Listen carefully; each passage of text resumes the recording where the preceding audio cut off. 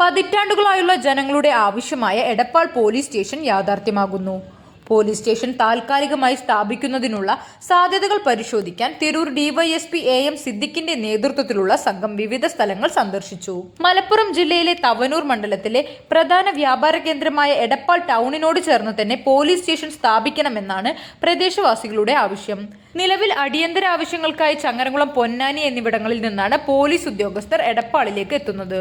ഇത് പലപ്പോഴും സമയനഷ്ടത്തിനും നടപടികളിലെ വീഴ്ചകൾക്കും കാരണമാകുന്ന സാഹചര്യത്തിലാണ് എടപ്പാളിൽ പോലീസ് സ്റ്റേഷൻ സ്ഥാപിക്കാനുള്ള നടപടികൾ പുരോഗമിക്കുന്നത്.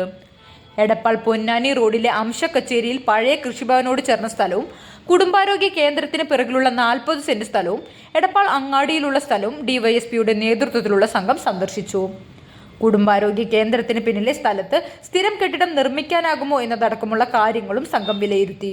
പ്രദേശത്തെ പൊതുസുരക്ഷ, ഗതാഗത ക്രമീകരണങ്ങൾ, ജനങ്ങൾ നേരിടുന്ന വിവിധ പ്രശ്നങ്ങൾ എന്നിവ സംബന്ധിച്ച് പ്രാദേശിക ജനപ്രതിനിധികളുമായും പൊതുപ്രവർത്തകരുമായും സംഘം കൂടിയാലോചന നടത്തി. നിയമസഭാ സമ്മേളനം നടക്കുന്നതിനാൽ MLA VS ജോയിയുടെ സാന്നിധ്യത്തിൽ പിന്നീട് ജില്ലാ പോലീസ് മേധാവിയുടെ നേതൃത്വത്തിലുള്ള സംഘം സ്ഥലങ്ങൾ വീണ്ടും സന്ദർശിക്കും. MLAയുമായുള്ള ചർച്ചകൾക്ക് ശേഷമായിരിക്കും തുടർ നടപടികൾ. സ്ഥിരം കെട്ടിടം നിർമ്മിക്കുന്നതിന് ആവശ്യമായ ഫണ്ടും സ്ഥലവും കണ്ടെത്തി നിർമ്മാണം പൂർത്തിയാക്കാൻ ഏകദേശം 2 വർഷമെങ്കിലും വേണ്ടിവരുമെന്നാണ് വിലയിരുത്തൽ. ബജറ്റിൽ എടപ്പാളിൽ പോലീസ് സ്റ്റേഷൻ ആരംഭിക്കുമെന്ന് പ്രഖ്യാപിച്ച സാഹചര്യത്തിൽ താൽക്കാലിക കെട്ടിടത്തിൽ എത്രയും വേഗം സ്റ്റേഷൻ പ്രവർത്തനം ആരംഭിക്കാനാണ് അധികൃതരുടെ നീക്കം.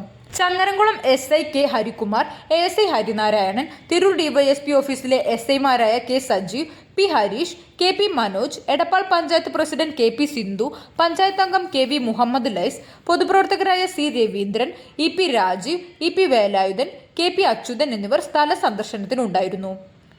CNTV എടപ്പാൾ.